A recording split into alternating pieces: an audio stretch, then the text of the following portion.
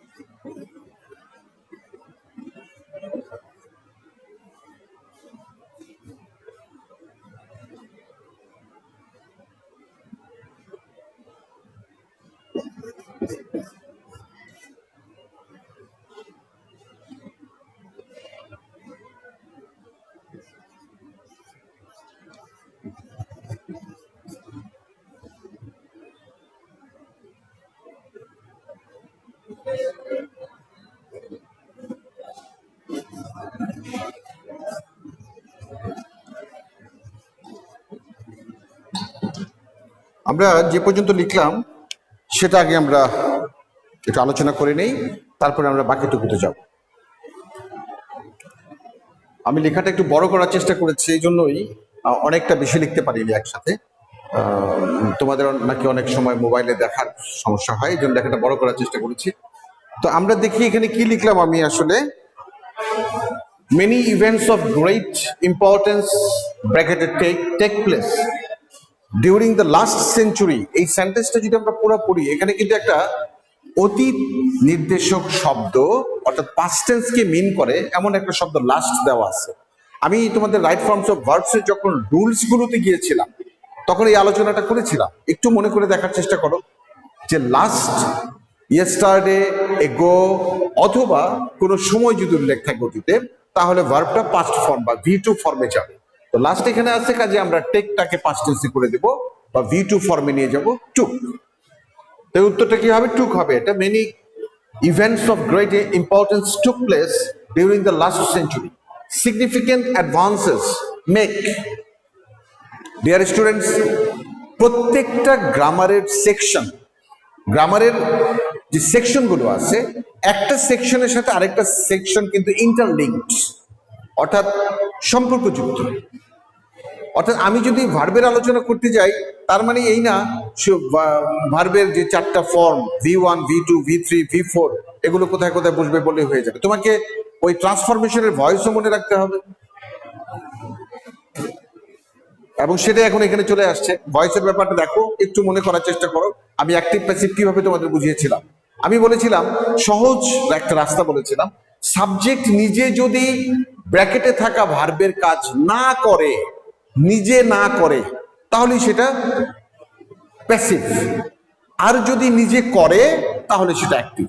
আবার বলি আমি, বাক্যের সাবজেক্ট ভার্বের কাজ যদি নিজে করে, ডুয়ার হয় সে, তাহলে এটা হবে অ্যাক্টিভ। আর যদি সে ডুয়ার না হয়, নিজে না করে, তাহলে সেটা প্যাসিভ। আর প্যাসিভ মানেই হচ্ছে ভার্বের, অর্থাৎ ব্র্যাকেটে থাকা ভার্বের V3 বা পাস্ট পার্টিসিপল ফর্ম। তবে এখানেও একটা ছোট্ট কথা আছে, শুধুমাত্র পাস্ট পার্টিসিপল ফর্ম দিলেই হবে না। প্যাসিভ ভয়েসের আরেকটা বৈশিষ্ট্য আছে, প্যাসিভ সেন্টেন্সের একটা বৈশিষ্ট্য আছে অ্যাকচুয়ালি, যে be verb plus V3। Be verb অনেক সময় দেওয়া থাকে, যেখানে দেওয়া নাই সেখানে তোমাকে দিয়ে তারপরে মূল ভার্বের V3 ফর্মে যেতে হবে। তাহলে এখানে একটু খেয়াল করে দেখো, সিগনিফিকেন্ট অ্যাডভান্সেস, উল্লেখ করার মতো অগ্রগতি, উন্নতি, মনে করার মতো উন্নতি, লক্ষ্য করার মতো উন্নতি। মেক মানে হয়েছিল, করা হয়েছিল। উন্নতি কি নিজে নিজে করে, নাকি উন্নতি আমরা কেউ করি? অর্থাৎ উন্নতি নিজে কিন্তু ডুয়ার না, উই ডু অ্যাডভান্সমেন্ট, আমরা উন্নতি করি, মানুষ উন্নতি করে। সো এই সাবজেক্ট এই ভার্বের কাজ নিজে করে নাই, ফলে এটা প্যাসিভ।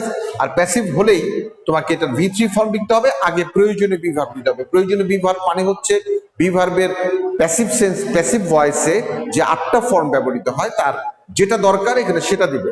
আমরা তো প্যাসেজটা পড়ে বুঝতেছি যে এটা পাস্ট টেন্সের কাহিনী। তো পাস্ট ইনডেফিনিটিভ প্যাসিভের জন্য দুটো বি ভার্ব বসে, ওয়াজ এবং ওয়ার। অ্যাডভান্সেস যেহেতু প্লুরাল, কাজে ওয়ার হবে। War made, significant advances war made in every fields, প্রত্যেকটা ক্ষেত্রেই লক্ষণীয় উন্নতি হয়েছে ও হয়েছিল। Many European colonies gain independence, অনেক ইউরোপের কলোনিগুলো স্বাধীনতা পেয়েছে। দেখো, বাংলাদেশ স্বাধীনতা পেয়েছে 1971 সালে, এবং বাংলাদেশ দেশটাকে যদি একটা সাবজেক্ট ধরা হয়, এই দেশটাই কিন্তু পাওয়ার কাজটা করেছে, অর্জন করার কাজটা দেশটা করেছে। দেশ মানেই হচ্ছে the people of that very country. তো ফলে এখানে সাবজেক্ট কিন্তু ডুয়ার। তাহলে এইখানে কিন্তু প্যাসিভ সেন্স হবে না, এখানে হবে অ্যাক্টিভ সেন্স। এবং পাস্ট টেন্স দেখেই এটা গেইনটা পাস্ট ফর্মে হয়ে যাবে, gained. Many European colonies gained independence. The movement for democracy, গণতন্ত্রের জন্য লড়াই, মুভমেন্ট, আন্দোলন, লড়াই, সংগ্রাম, যাই বলো, become prominent, এই যে আন্দোলনটা তখন প্রধান হয়ে গেছে, বিখ্যাত হয়ে গেছে। গণতন্ত্রের জন্য আন্দোলন চারিপাশে শোরগোল পড়ে গেছে, গণতন্ত্র চাই, গণতন্ত্র চাই। তো সেই গণতন্ত্রটা, মুভমেন্টটা, মুভমেন্ট ফর ডেমোক্রেসি, এটাই কিন্তু ডুয়ার এখানে। তো এইখানে বিকামটা পাস্ট টেন্সে হয়ে যাবে বিকে। আমি এবার আরেকটু লিখবো এবং তোমরা নিচে লিখবে খাতায়। আমার যেহেতু বোর্ড আমাকে যথেষ্ট জায়গা দিচ্ছে না, আমি একবার এই জন্য লিখতে পারছি না।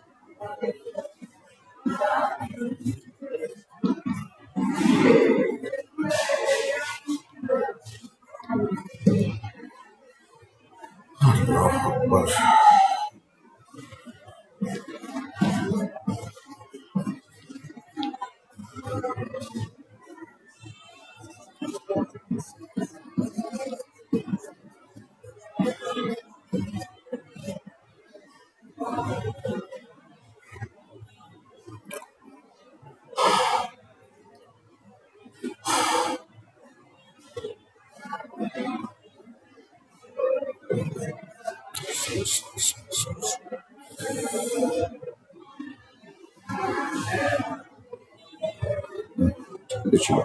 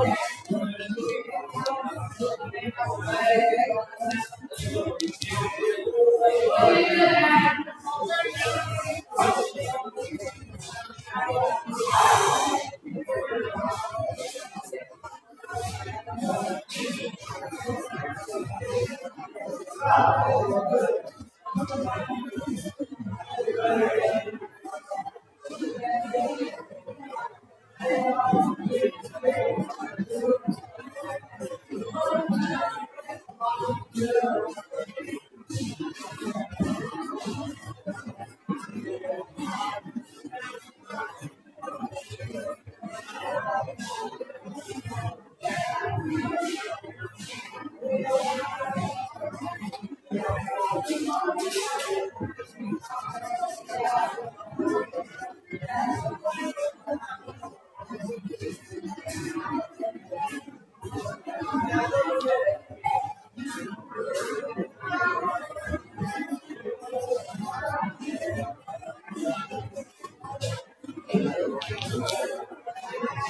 যতটুকু লিখলাম ওইটুকু একটু আলোচনা করে নিই। টু ওয়ার্ল্ড ওয়ার্স ব্রেকআউট। ব্রেকআউট মানে হচ্ছে মন্দ কোনো জিনিস ছড়িয়ে পড়া বা প্রাদুর্ভাব হওয়া। তো যুদ্ধ তো অবশ্যই মন্দ জিনিস, সেটা যখন ছড়িয়ে পড়ে তখন এটা ব্রেকআউট, এটা একটা ফ্রেজ ব্যবহৃত হয়। যেহেতু এটা গেল শতকের কাহিনী, এখন তো চলতেছে একবিংশ শতক, 21 শতক, ওটা তো ছিল বিংশ শতকের কাহিনী। তো ফলে ব্রেকআউটটা পাস্ট টেন্সে হয়ে যাবে ব্রোক আউট। আউট তো বাইরে লেখা আছে, ব্রোক হবে, broke out in this century. এটা অলসো সব পাস্ট টেন্সে হচ্ছে অতীতের ঘটনা। উইটনেস মানে হচ্ছে সাক্ষী হওয়া, দেখা। Witnessed the misuse of atomic energy, পারমাণবিক শক্তির যে অপব্যবহার সেটা এই সেঞ্চুরি অবলোকন করে, দেখে। Two cities of Japan war completely destroy. এখন জাপানের দুটো শহর, ডিস্ট্রয় মানে হচ্ছে ধ্বংস করা, ধ্বংস হওয়া না, কিন্তু ধ্বংস করা। তো জাপানের দুটো শহর কি নিজেরা ধ্বংস করার কাজ করেছিল নাকি তাদেরকে ধ্বংস করা হয়েছিল? একটু চিন্তা করে দেখো। বোম ফেলে জাপানের দুটো শহর হিরোশিমা এবং নাগাসাকি, এই দুটো শহরকে ধ্বংস করে দেওয়া হয়েছিল। এটা করেছিল আমেরিকার অ্যাটম বোম, আমেরিকার তরফ থেকে আসছে এটা ধ্বংস করার জন্য। এবং এই ঘটনা ঘটেছিল হিরোশিমা শহরে, ঘটেছিল 1945 সালের 6ই আগস্ট, দ্বিতীয় বিশ্বযুদ্ধ তখন। এবং নাগাসাকি শহরে ঘটেছিল 1945 সালের 9ই আগস্ট। এবং এই অ্যাটম বোমের নাম ছিল তখন, এই প্রজেক্টের নাম ছিল লিটল বয়। Little boy. তোমরা জানো যে এরকম যখন অপারেশন চলে, এক দেশ আরেক দেশের উপর আক্রমণ করে, অথবা এমনি ছোট একটা দেশের ভিতরে কোনো যখন অভিযান সামরিক বাহিনী করে, তখন এটা একটা নাম দেওয়া হয়। যেমন আমাদের দেশে 1971 সালের 25শে মার্চের কালো রাত্রিতে পাকিস্তানের হানাদার বর্বর বাহিনী যে হত্যাযজ্ঞ চালিয়েছিল, সেটার নাম ছিল operation search light. Operation search light, এরকমই নামকরণ করা হয়েছিল ওটাও, লিটল বয়। তো লিটল বয় কিন্তু ধামাকা করেছিল, অর্থাৎ পুরুষ দুটো শহর প্রায় মানব শূন্য হয়ে গিয়েছে, এত ধ্বংসযজ্ঞ করেছিল। আজও সেই সাক্ষী আছে, তোমরা ইউটিউব সার্চ করলে সেই ধ্বংসযজ্ঞের চিত্র এখনো দেখতে পাবে, আছে। যাই হোক, আমি যেটা বলছিলাম যে সাবজেক্ট যখন নিজে ভার্বের কাজ করে না, এই দুইটা সিটি নিজেদেরকে ধ্বংস করার কাজ নিজেরা করে নাই, সো প্যাসিভ। আর প্যাসিভে কি করতে হবে? V3 ফর্ম এবং তার আগে বিভাগ। কিন্তু দেখো এখানে বিভাগ দেওয়াই আছে, তোমাকে এক্সট্রা দিতে হবে না, ওয়ার দেওয়া আছে। So destroyed, two cities of Japan were completely destroyed as a result of the dropping of atom bombs. Atom bomber ফলে, ফেলার ফলে দুটো জাপানের দুটো শহর পুরোপুরি ধ্বংস হয়ে গিয়েছিল। বাংলাদেশ বিকাম ইন্ডিপেন্ডেন্ট, বাংলাদেশ স্বাধীন হয়েছিল ওই শতকে, তাই না? তো এটাও বিকামটা পাস্ট টেন্সে বিকেম হয়ে যাবে।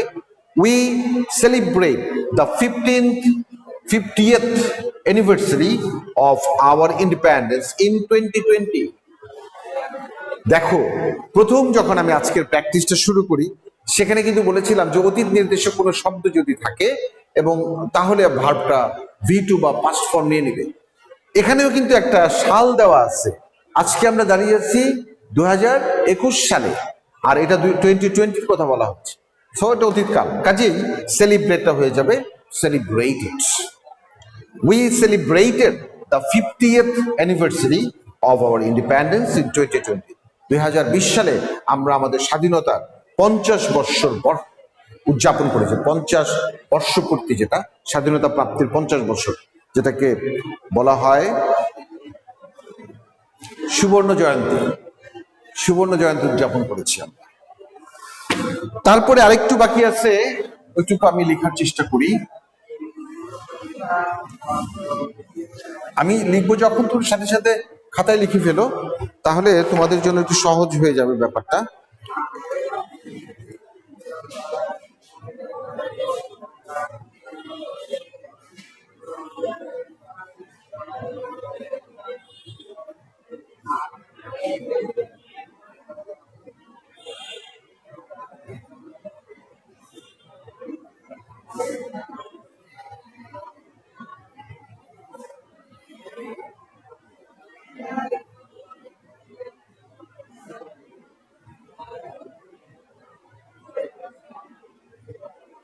এবার যেটা আছে,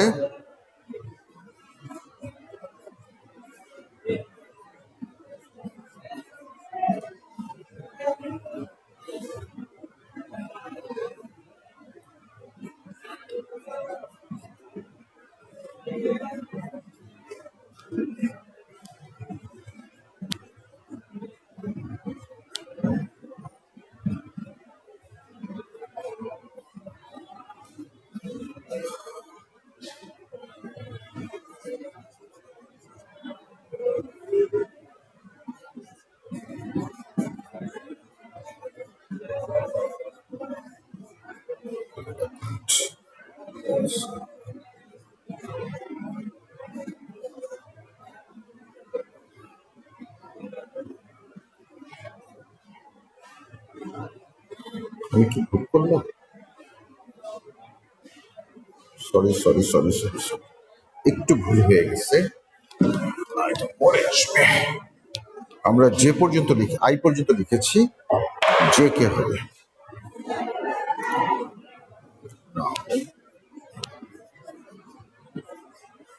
We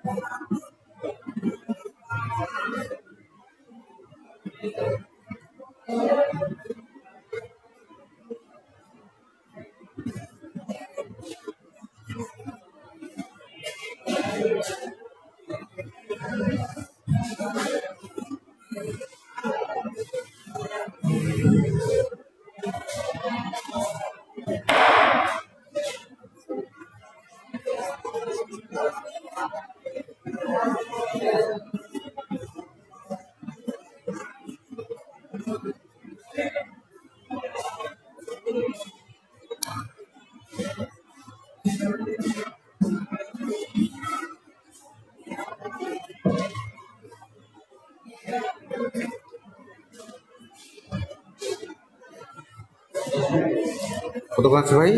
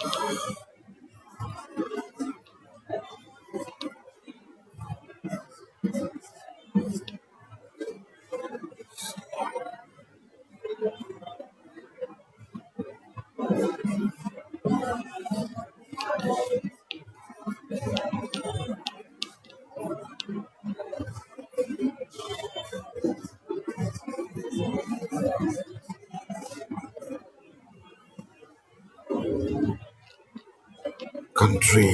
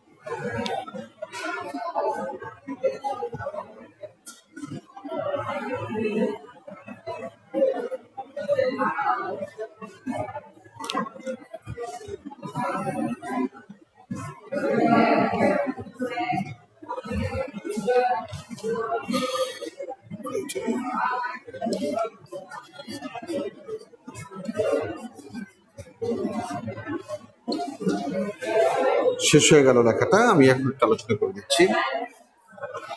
now we hold our heads high in the world community.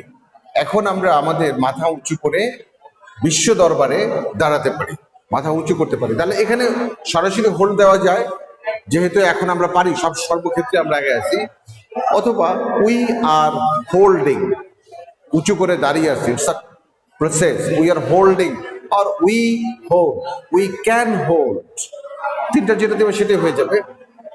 Bangladesh that be now one of the emerging countries of the world. Emerging country সম্ভাবনাময় দেশ, যাদের উন্নতির সম্ভাবনার দিকে এগিয়ে যাচ্ছে, যারা এক স্তর থেকে ডেভেলপ করে করে ইমপ্রুভমেন্ট হচ্ছে, যাদের উপরের স্তরে যাচ্ছে, তাদেরকে আমরা ইমার্জিং বলতে পারি, সম্ভাবনাময় যেটা। তাহলে এখানে ইউজ হবে বাংলাদেশের পরে বি ভার্ব হিসেবে এটা ইজ। এখন বাংলাদেশ বর্তমান আমাদের দেশ, Bangladesh is now one of the emerging countries of the world. We get honour all over the world. আমরা পৃথিবীর সর্বোচ্চ সম্মান পাই। এখন পাইও হতে পারে, পাচ্ছিও হতে পারে। উই আর গেটিং অথবা শুধু get honour all over the world, সারা পৃথিবীতে আমরা সম্মান পাচ্ছি। The UNDP recommend graduation of Bangladesh from LDC to developing country as it the eligibility criteria. এখানে একটু ব্যাপারটা একটু খেয়াল করো। ইউএনডিপি যেটা, এটা কিন্তু অলরেডি রিকমেন্ড করে দিয়েছে যে বাংলাদেশ তারই লিস্ট ডেভেলপ কান্ট্রি থেকে উন্নয়ন, অর্থাৎ অনুন্নত দেশ থেকে, স্বল্পোন্নত দেশ থেকে বাংলাদেশ উন্নয়নশীল দেশে যে উত্তরণ হচ্ছে, এটা কিন্তু রিকমেন্ড করে দিছে।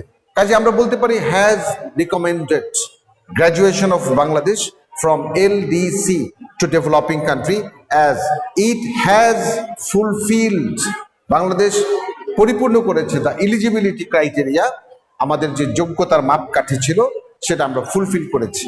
তাহলে ফুলফিল দিতে পারো have, it means Bangladesh has fulfilled. তো ডিয়ার স্টুডেন্টস, আজকের আলোচনা আমি এখানে শেষ করব। আগামী ক্লাসে আমরা নতুন একটা টপিক নিয়ে আসব, এবং তোমরা আজকে যারা আসলে তাদেরকে আমি ধন্যবাদ জানাচ্ছি। আগামী ক্লাসে তোমাদের পরীক্ষা বোধহয় 16 তারিখ থেকে, তো তোমরা মেসেজ পেয়ে যাবে।